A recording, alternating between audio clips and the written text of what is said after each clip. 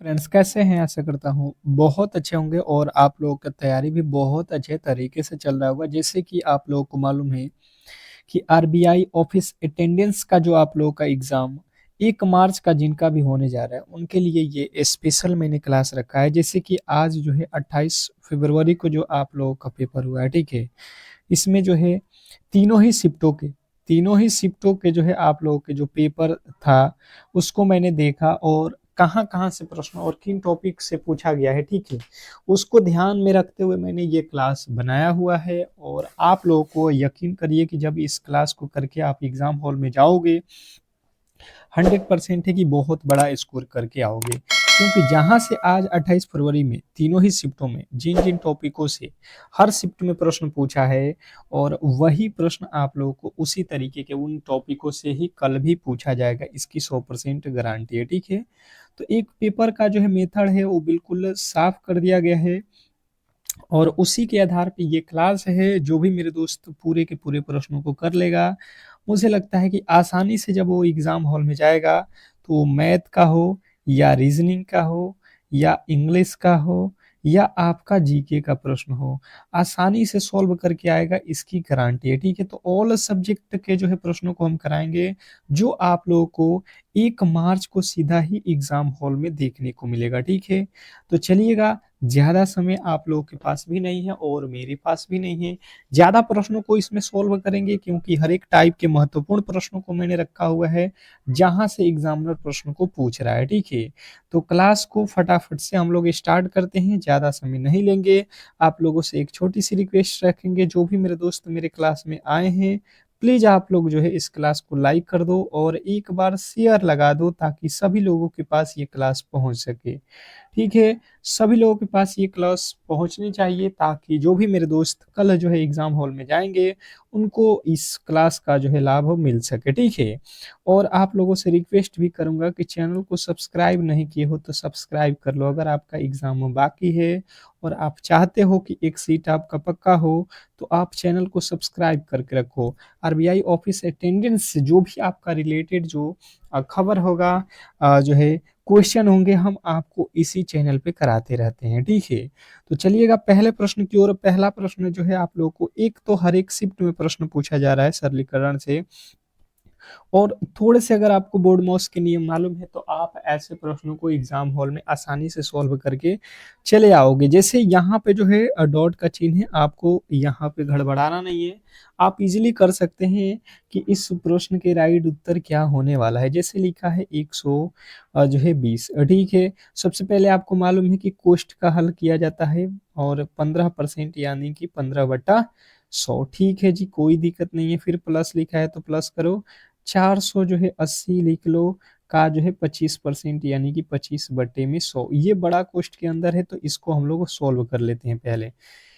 ठीक है जी, कोई दिक्कत नहीं है। ये एक जीरो से एक जीरो काट दो, 5 के पहाड़े में 3 मरतबे, 5 के पहाड़े में 2 मरतबे, 2 के पहाड़े में ये 6 मरतबे, ठीक है जी, कोई दिक्कत नहीं है। एक जीरो से एक जीरो काट दो, 5 के पहाड़े में 5 मरतबे, 5 के पहाड़े में 2 मरतबे, 2 के पहाड़े में 24 मरतबे, 24 बचे जी 120 कहोगे, प्लस यहाँ पे 6 का 18 हो जाएगा, 18 और 120 को जोड़ दो, 18 और 120 कितना हो जाएगा, 138। मुझे जो ये क्वेश्चन में जो क्वेश्चन का था, उसको पूरा सॉल्व करने के बाद से हमें जो है 138 मिला। यहाँ से यहाँ तक हमने सॉल्व किया, ये मिल गया 138। उसके बाद से जी दिया गया है भागा, 2 तो भागे 2 लिखो, ठीक है। 138 में 2 से भाग दो, 6 दूना 12 और 2 नवा 18। यहाँ पे जो है आपके राइट उत्तर ऑप्शन नंबर ए बनेगा। बिल्कुल आसानी से आप इस प्रश्न को समझ गए होंगे, और जब आप लोगों को इस टाइप के प्रश्न मिलेगा कल एग्जाम हॉल में, आसानी से करके आओगे। मुझे लगता है आप बिल्कुल जो है समझ गए होंगे। नेक्स्ट प्रश्न आपके सामने देखिएगा, कह रहा है औसत से रिलेटेड प्रश्न है आप लोगों को। देखिए, आप भी जीके का प्रश्न आने वाला है, थोड़ा सा वेट करो। बहुत बहुत बेहतरीन, जो जीके का प्रश्न आज का लेवल था, उससे एक लेवल आगे उन टॉपिकों को ही करा दिया हूं जहां से जीके के प्रश्न पूछे गए थे। घबराने की कोई आवश्यकता नहीं है, क्लास को पूरा अंत तक देखो। 7 क्रमागत जो है संख्याओं का औसत 20 है, इनमें से सबसे बड़ी संख्या और सबसे छोटी संख्या का अंतर जो है क्या होगा? स्टार लगा लो। यही प्रश्न तो यहाँ पे जो है आप लोगों को दिक्कत कर रहा है एग्जाम हॉल में। उसी को मैं पहले ही डाउट जो है क्लियर कर रहा हूँ अपने क्लास के माध्यम से। तो आपका भी दायित्व बनता है कि पूरा का पूरा जो है सपोर्ट मुझे मिलना चाहिए। 7 क्रमागत संख्याओं का औसत दिया है। देखिए क्रमागत संख्या का मतलब होता है जैसे 1 लिखा है तो 2 हो जाएगा, 2 के बाद 3 हो जाएगा, 3 के बाद 4 हो जाएगा। ये देखिए क्रम के अनुसार है, ठीक है? आपको क्रम के अनुसार लिखा गया। इनमें से सबसे बड़ी संख्या और सबसे छोटी संख्या के बीच का अंतर देखना है, तो सबसे पहले आपको औसत का मतलब पता होना चाहिए। औसत का मतलब होता है किसी भी चीज़ देखो 2 1, 2, 3 इसमें कोई कहेगा कि औसत बताओ तो आपको बताना होता है बीच वाला हिस्सा। औसत का मतलब होता है बीच। किसी भी श्रृंखला का बीच वाले को ही बोलते हैं औसत। देखो आप निकाल सकते हो 2, 1, 3 और 1 जोड़ोगे तो 6, 6 का आप बटा में 3 करोगे राशियों की बटा राशियों की संख्या तो इसका 2 ही आएगा। यानी कि हमें पता चल गया कि औसत जो होता है ये 20 वाला हिस्सा बीच वाला हिस्सा होता है। तो यहाँ पे लिखा है 20 तो हमें ये बीच में होना चाहिए। 7 संख्या है तो क्रमागत 7 संख्या तो यानी कि इसके बाद 21 आएगा, 21 के बाद 22 आएगा, 22 के बाद 23 आएगा, ठीक है? यानी कि 3 ठो संख्या इधर है तो 3 ठो संख्या इधर भी होना चाहिए, 19 हो जाएगा, 18 होना चाहिए और यहाँ पे 17 होना चाहिए। बात आपको क्लियर समझ में आ गया? देख लो कितनी संख्या है 7। देख लो 7 संख्या हुआ कि नहीं? यहाँ पे पूरे के पूरे 7 संख्या हमने लिख दिया है। अब देखिएगा आप लोगों के सामने जो है इसने कहा क्या है? इसने कहा है सबसे छोटी संख्या, तो सबसे छोटी संख्या आपके पास है 17 और सबसे बड़ी संख्या क्या है? 23। इसके बीच का अंतर देख लो कितना हो जाएगा? 23 में से 17 जाएगा 6। मुझे लगता है कि आप बिल्कुल आसानी से सॉल्व करके आओगे, कहीं से भी आपको डाउट नहीं होगा, ठीक है? बहुत बेहतरीन, बहुत लाजवाब। अगला प्रश्न आपके सामने है, साझेदारी से रिलेटेड प्रश्न है, कह रहा है यहाँ पे कि ए और बी क्रमशः जो है 15,000 और 18,000 लगाकर एक व्यापार शुरू करते हैं। वर्ष के अंत में उन्हें जो है कुल लाभ 11,000 हुआ तो बी का हिस्सा क्या होगा? ये जो है चैप्टर से आप लोगों के तीनों ही शिफ्ट में प्रश्न पूछा गया था और कल भी पूछा जाएगा।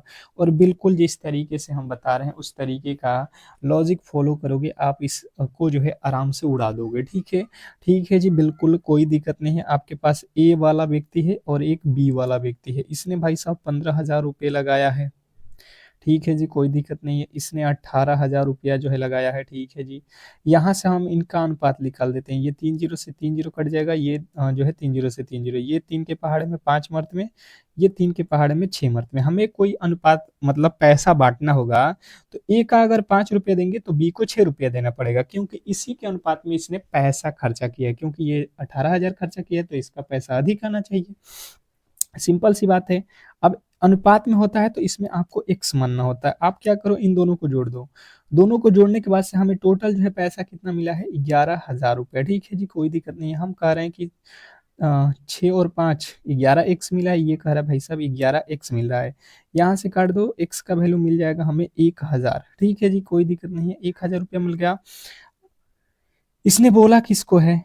बोला क्या है? बी का हिस्सा। तो बी का हिस्सा कितना है? 6 एक्स है तो 6 गुणे 1 करोगे 6,000 रुपये जो है आप लोगों के बिल्कुल राइट उत्तर है। मुझे लगता है कि आसानी से आप इस प्रश्न को समझ गए होंगे और ऐसे प्रश्नों में गलती नहीं करोगे। नेक्स्ट प्रश्न आपके सामने है, समय और दूरी से रिलेटेड प्रश्न है।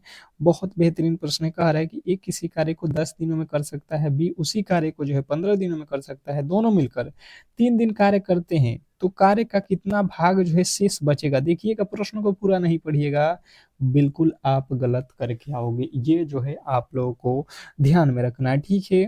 तो बिल्कुल आप गलती नहीं करोगे, मेरे से जुड़े हो तो। एक बार सभी लोगों से रिक्वेस्ट करूंगा, क्लास को लाइक करके चैनल को सब्सक्राइब कर लो, क्योंकि आपके लिए मैंने एक स्पेशल ही जो है क्लास सुबह के 5 AM पे कराने वाले हैं, रियल प्रश्न पत्र के साथ। और उस क्लास को देखकर चले जाना आप लोग एग्जाम हॉल में। मैं फिर कह रहा हूँ, सुबह के 5 AM वाली क्लास किसी भी एंगल से मिस मत करना। तो अभी से जो है क्लास को लाइक करके चैनल को सब्सक्राइब करके रखना। इसने जितना बोला है आप उतना ही करो। ए जो है 10 दिनों में करता है और बी जो है आप लोगों के जो है 15 दिनों में करता है। कोई दिक्कत नहीं, हम टोटल वर्क निकालेंगे तो 15 और 10 का एलसीएम ले लेंगे, कितना हो जाएगा? 30। ये 3 मर्त में, ये 2 मर्त में, ठीक है जी, कोई दिक्कत नहीं है, कोई दिक्कत नहीं है। इसने कहा है कि भाई साहब टोटल जो है ये दोनों मिलकर 3 दिन काम करते हैं, दोनों जो है ए और बी मिलकर। तो ए और बी मिलकर हमें पता करना है कि कितने काम करते हैं। भाई साहब ए जो है एक दिन में 3 काम करता है, बी जो है एक दिन में 2 काम करता है, तो 3 2 5 हो गया, ठीक है जी, कोई दिक्कत नहीं है। हमसे बोला है कि 3 दिन ही काम किए, तो 1 दिन में 5 काम करते हैं, 3 दिन में कितने काम करेंगे? 15 काम। आपको क्लियर यहाँ पे समझ में आ गया कि 15 काम जो है यहाँ पे 3 दिन में हुआ है। टोटल काम कितना है? 30 दिन। तो 30 दिन में से आप 15 काम कर दिए हो, तो बचा हुआ काम कितना है भाई साहब? आपके पास 15 ही काम बचा हुआ है। 15 काम कर दिए हो, 15 काम बचा हुआ है। 15 का मतलब क्या होता है? 1/2 हिस्सा। देखो भाई साहब, टोटल 30 काम है, तो उसका आधा 15 काम आपने कर दिया, तो बचा हुआ काम कितना है? 15 ही है। और उसको क्या बोलोगे? 1/2। आधा हिस्सा को क्या बोला जाता है? 1/2। बिल्कुल सिंपल सा लॉजिक है।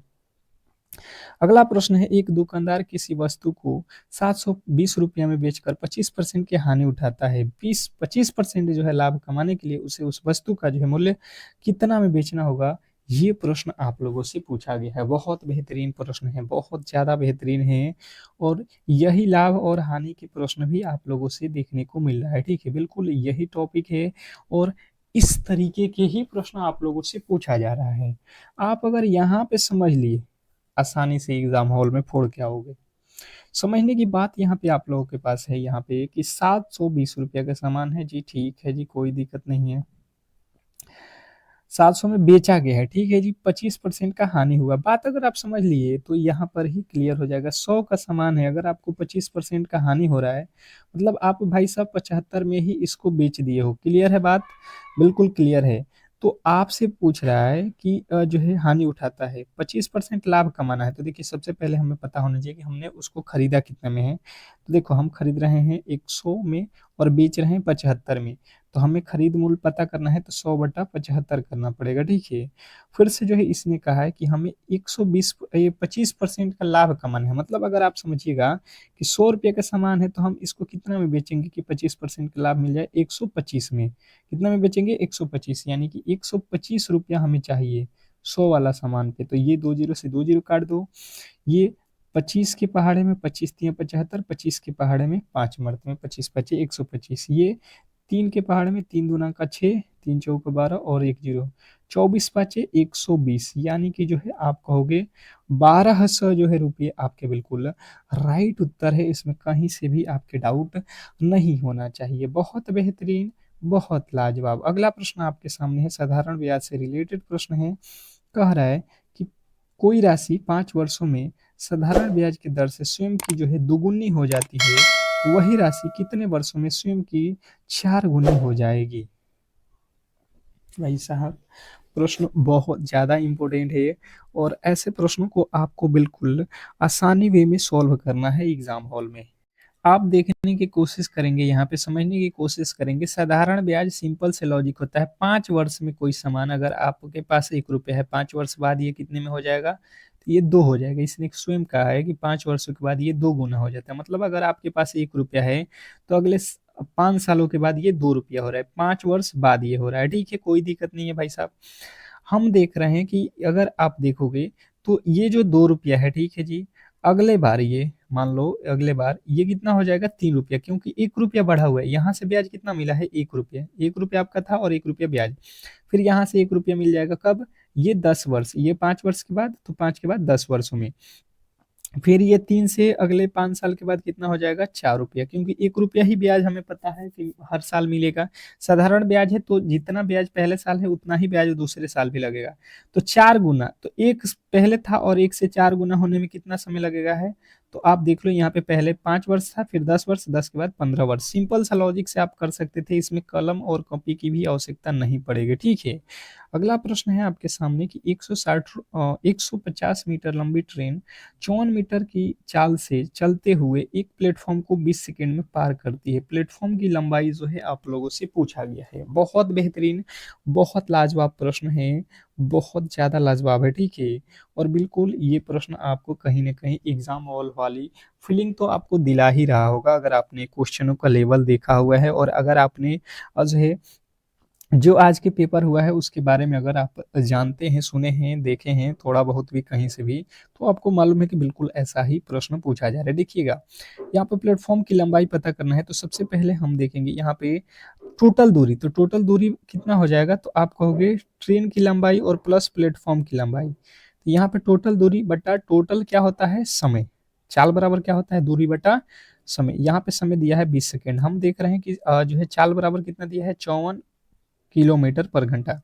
हमने चाल बराबर लिखा हुआ है, ये चाल बराबर इस स्पीड बराबर होता है डिस्टेंस अपॉन टाइम, ठीक है। इसी फॉर्मूला पर हमने बैठाया है ये।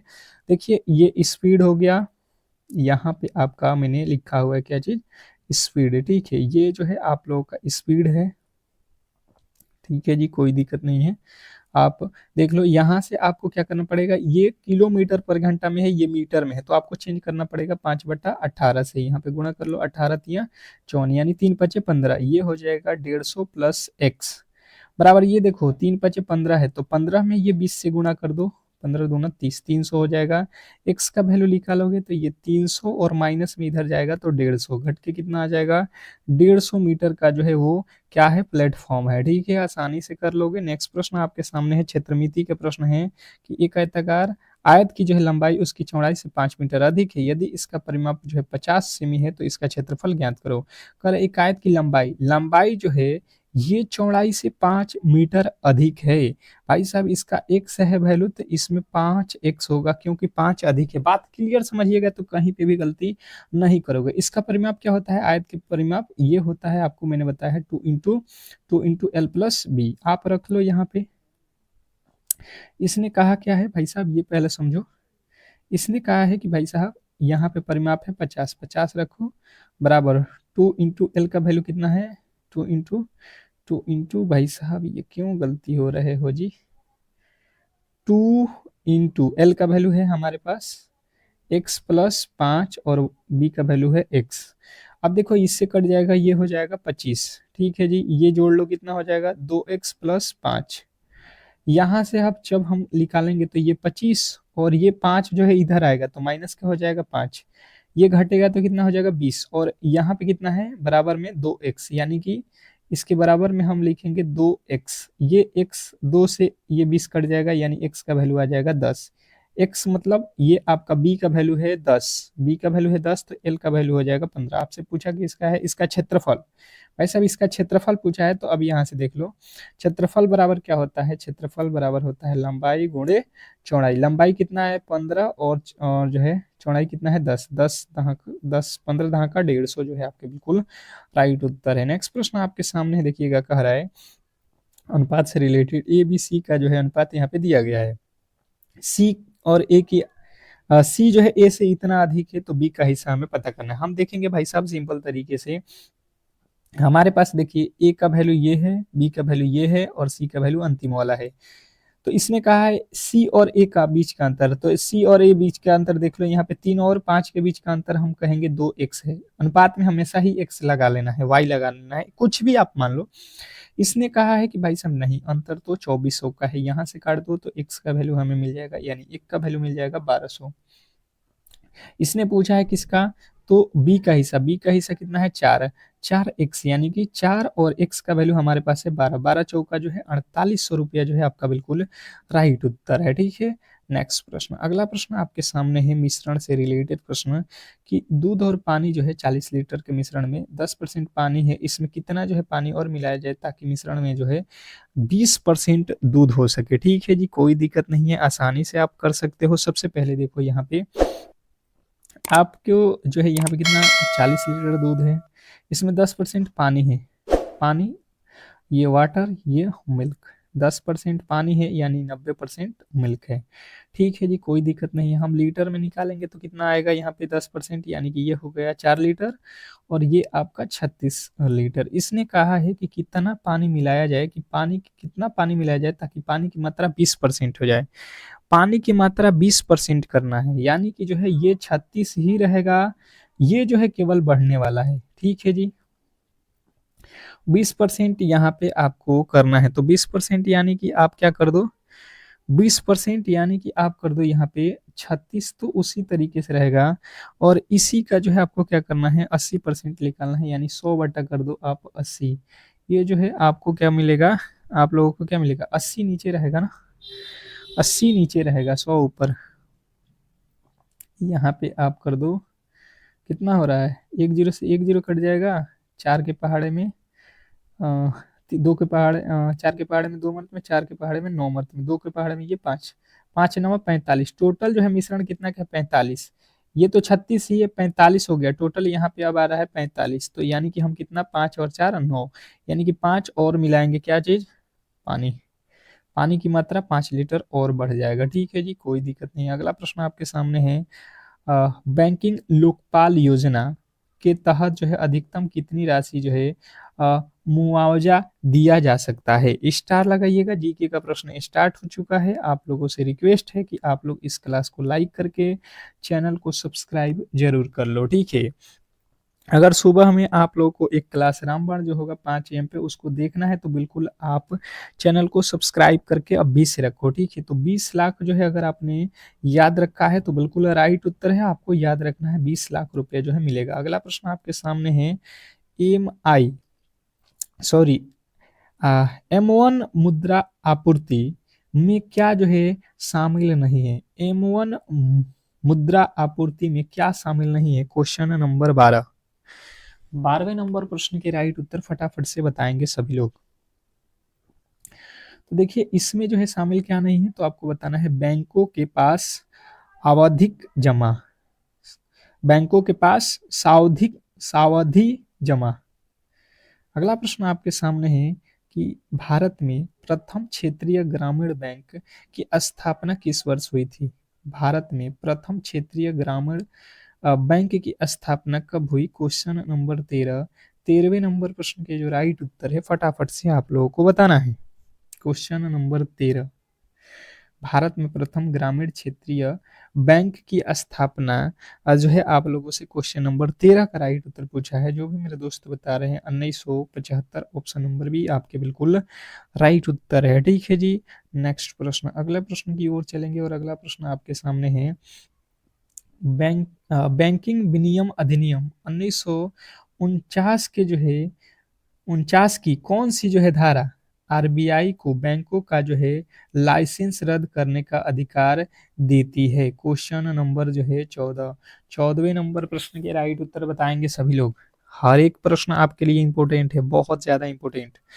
तो धारा जो है 22 आपको याद रखना है। ठीक है, ऑप्शन नंबर ए। नेक्स्ट प्रश्न, अगले प्रश्न की ओर चलेंगे और अगला प्रश्न आपके सामने कह रहा है कि जो है cheque cheque truncation system Bharat में किस वर्ष जो है लागू किया गया था। चेक ट्रंकेशन सिस्टम भारत में कब जो है किस वर्ष जो है लागू किया गया। 15वें नंबर प्रश्न के जो राइट उत्तर हैं आप लोगों को बताना है यहाँ पे 2008 में, ऑप्शन नंबर बी आपके बिल्कुल राइट उत्तर है। नेक्स्ट प्रश्न की ओर चलेंगे और अगला प्रश्न है कि भुगतान बैंक अधिनियम कितनी राशि तक की जमा स्वीकार कर सकती है, क्वेश्चन नंबर 16। 16वें नंबर प्रश्न का जो राइट उत्तर है फटाफट से आप लोगों को बताना है, क्वेश्चन नंबर 16। क्या लगता है आपको 16वें नंबर प्रश्न के राइट उत्तर। तो जिनने बताया है 2 लाख उनके बिल्कुल राइट उत्तर है, ऑप्शन नंबर बी। नेक्स्ट प्रश्न देखेंगे आप लोगों के सामने, कह रहा है कि बेसल 3 मापदंड मुख्य रूप से बैंकिंग क्षेत्र के किस पहलू को जो है मजबूत करने के लिए है। तो ये जो है आप लोगों को याद रखना है कि ये तो आप लोगों की पूंजी पर्याप्तता और जो है जोखिम प्रबंधन के लिए जो है आपके राइट उत्तर है। अगला प्रश्न आपके सामने है कि भारत में सिक्कों की ढलाई का जो है अधिकार किसके पास है। भारत में सिक्कों की जो ढलाई है इसका अधिकार किसके पास है, क्वेश्चन नंबर आपके सामने 18। 18वें नंबर प्रश्न के जो राइट उत्तर हैं आपको याद रखना है कि सिक्के का जो ढलाई है ये कौन कर सकता है, तो आप कहोगे कि ये जो है भारत सरकार के वित्त मंत्री के द्वारा जो है ये किया जाता है। ठीक है जी, कोई दिक्कत नहीं। अगला प्रश्न आपके सामने है कि नोगेशिएबल इंस्टीट्यूटमेंट्स एक्ट 1881 के अनुसार निम्नलिखित में से कौन सा एक जो है नेगोशिएबल इंस्ट्रूमेंट नहीं है, क्वेश्चन नंबर 19वें नंबर प्रश्न का राइट उत्तर हो जाएगा कि फिवर्ट्स डिपार्टिजिट जो है रसीद। अगला प्रश्न आपके सामने है कि बैड बैंक के रूप में जाने वाली जो है संस्था का जो है आधिकारिक नाम क्या है? बैड बैंक के रूप में जानी जाने वाली जो है संस्था का आधिकारिक नाम क्या है? Question number 20। 20वें नंबर प्रश्न का आ जाएगा नार्कल, NARCL, नार्कल। अगला प्रश्न आपके सामने है कि व्हाइट लेबल एटीएम का क्या जो है अर्थ है? व्हाइट लेबल एटीएम का अर्थ क्या है? Question number 21। 21वें नंबर प्रश्न का राइट उत्तर आप लोगों को बताना है। गैर बैंकिंग संस्थाओं के स्वामित्व वाले एटीएम, ऑप्शन नंबर बी जो है आपका बिल्कुल राइट उत्तर है। अगला प्रश्न आपके सामने है कि ओपन मार्केट ऑपरेशन के तहत जो है आरबीआई क्या करता है? ओपन मार्केट ऑपरेशन के तहत आरबीआई क्या करता है? Question number 22। 22वें नंबर प्रश्न का राइट उत्तर हो जाएगा सरकारी प्रतिभूतियों की जो है खुदाई बिक्री। अगला प्रश्न आपके सामने है एशियाई जो है क्विलिंग यूनियन का जो है मुख्यालय कहाँ है? कहाँ स्थित है? एशियाई क्विलिंग यूनियन का जो है मुख्यालय कहाँ है? तो आपके राइट उत्तर बनेगा ये जो है आपके तेहरान में है। ठीक है जी। अगला प्रश्न आपके सामने है कैमल रेटिंग प्रणाली का जो है प्रयोग किसके मूल्यांकन के लिए जो है किया जाता है? कैमल रेटिंग प्रणाली का उपयोग तो आपको याद रखना है ये बैंक में किया जाता है। ऑप्शन नंबर सी जो है आपके बिल्कुल राइट उत्तर है। अगला प्रश्न आपके सामने है कि भारत में रेपो रेट का जो है निर्धारण कौन करता है? भारत में रेपो रेट का जो है निर्धारण कौन करता है? तो रेपो रेट का निर्धारण मुद्रास्फीति समिति, ऑप्शन नंबर सी जो है आपके बिल्कुल राइट उत्तर है। अगला प्रश्न आपके सामने देखिएगा यहाँ पे रीजनिंग का प्रश्न है। आप लोगों से फिर से रिक्वेस्ट कर रहा हूँ जो भी मेरे दोस्त तब तक जो है क्लास को लाइक नहीं किए हैं यार तो कम से कम लाइक करो, क्योंकि आपके लिए हम इतना मेहनत कर रहे हैं तो आपका भी दायित्व बनता है कि इस क्लास को ज़्यादा से ज़्यादा लाइक करो, चैनल को सब्सक्राइब करके रखो ताकि हर एक क्लास की नोटिफिकेशन आप तक पहुँचती रहे। और आपको सुबह में 5 AM याद रखना है। ठीक है, जो रामबाण क्लास 5 AM पर ही मिल जाएगा आपको एग्जाम हॉल में जाने से पहले। कह रहा है यदि किसी कुड भाषा में ग्रीन को जो है ये, ब्लू को जो है ये, व्हाइट को जो है ये, तो यहाँ पे आप लोगों को कह रहा है व्हाइट को येलो कहा जाता है।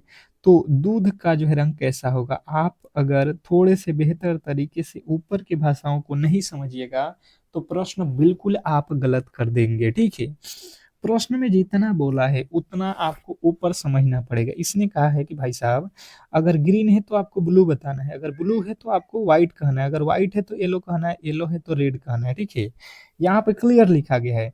तो मिल्क का जो है यहाँ पे रंग कैसा होता है? व्हाइट होता है। तो व्हाइट अगर आप कह दिए तो बिल्कुल गलत होगा, क्योंकि इसने कहा है कि भाई साहब अगर ब्लू है तो व्हाइट कहिएगा, और व्हाइट जहाँ पे आपको दिखेगा तो येलो कहना है। ठीक है, तो हम क्या कहेंगे? दूध को येलो कहेंगे। ऊपर इसने खुद ही बताया हुआ है, उसके अनुसार हमें चलना था। ऑप्शन नंबर सी हमारा बिल्कुल 100% सही उत्तर है। नेक्स्ट प्रश्न की ओर चलेंगे और अगला प्रश्न आपके सामने है वेन आरेख से रिलेटेड प्रश्न है कि निम्नलिखित में से कौन सा जो है आलेख माता, महिला और जो है डॉक्टर के बीच के संबंध को सही ढंग से निरूपित करता है?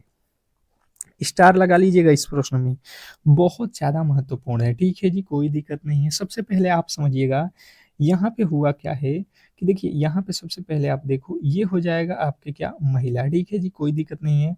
और महिला के अंदर सभी के सभी क्या होती हैं? माताएं होती हैं। महिला के अंदर क्या होती हैं? सभी के सभी माताएं। जितने भी माता हैं वो सभी के सभी महिला ही माता हो सकती हैं। बिल्कुल ठीक है जी। डॉक्टर, तो देखिए डॉक्टर की बात है तो देखिए ये महिला भी होती है, माता भी होती है। देखिए डॉक्टर जो है महिला भी होता है, जेंट्स भी होता है। और जो महिला है उस ये नहीं है कि वो सारे के सारे महिलाएं जो है माता हैं। ठीक है, वो वो बिना विवाहित के भी हो सकती हैं। तो इस तरीके से हमारा जो राइट उत्तर बनेगा ये आपका ऑप्शन नंबर सी हो जाएगा। ठीक है, कि एक बड़े वृत्त के अंदर एक छोटा वृत्त और जो है एक तीसरा वृत्त जो दोनों वृत्तों को काटता हो। अगला प्रश्न आपके सामने है सादृश्यता से रिलेटेड प्रश्न है, बहुत बेहतरीन प्रश्न है।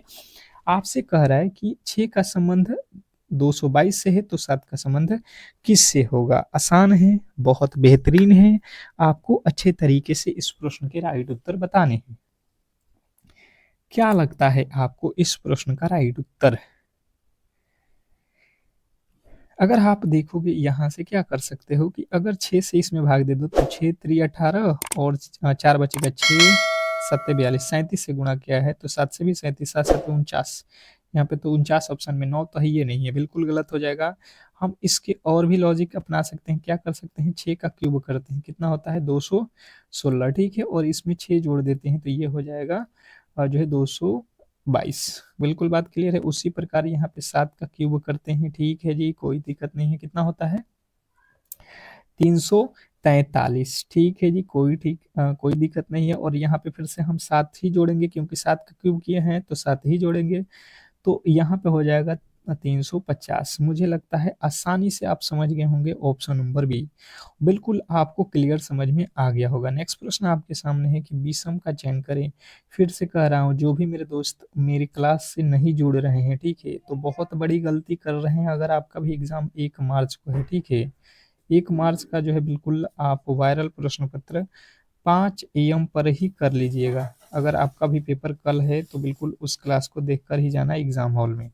अब देखिए यहाँ पे लिखा है तांबा, जस्ता, पीतल और जो है लोहा, तो इसमें जो है आप लोगों को अलग चुनना है, तो अलग कौन सा है? आप कहिएगा भाई साहब पीतल जो है एक मिश्र धातु है, तो आपका अलग जो है ऑप्शन नंबर सी जो है बिल्कुल राइट उत्तर है। अगला प्रश्न आपके सामने है, एक महिला की ओर इशारा करते हुए सुरेश ने कहा, ठीक है जी, आप खुद को हमेशा कहो कि आप कौन हो, सुरेश हो, ठीक है, कोई दिक्कत नहीं है।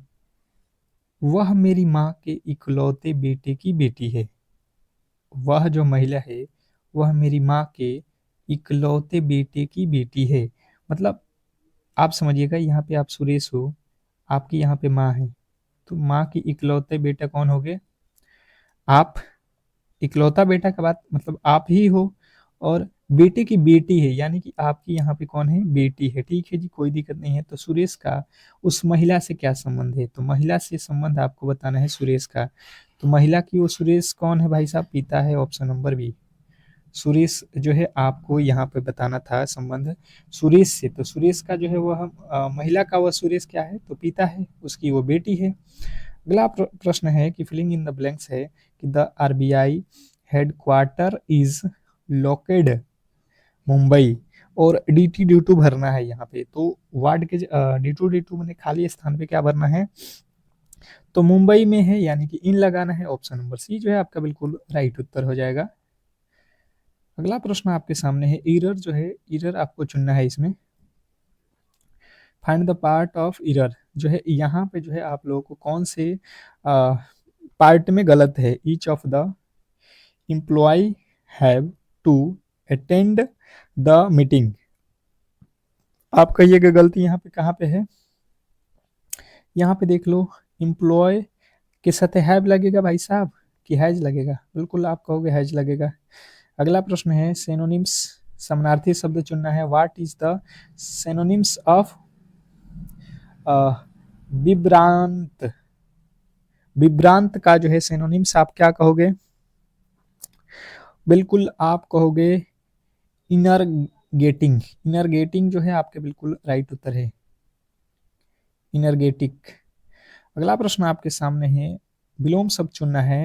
Antonyms, what is the antonyms of इनोर mouse. इनोर mouse जो है आप लोगों के बताना है, इसका अपोजिट क्या होगा, तो टीनी हो जाएगा। नेक्स्ट प्रश्न आपके सामने है, कह रहा है यहाँ पे कि word word to make meaningful जो है सेंटेंस, इसको जो है मीनिंगफुल सेंटेंस बनाना है। ये जो लाइन दिया गया है, policy the RBI monthly reviews reviews monetary, तो देखिए इसका जो है सही रूप क्या हो जाएगा कि the RBI review monetary policy monthly आपका बिल्कुल राइट उत्तर ऑप्शन नंबर बी हो जाएगा। ठीक है जी, कोई दिक्कत नहीं है।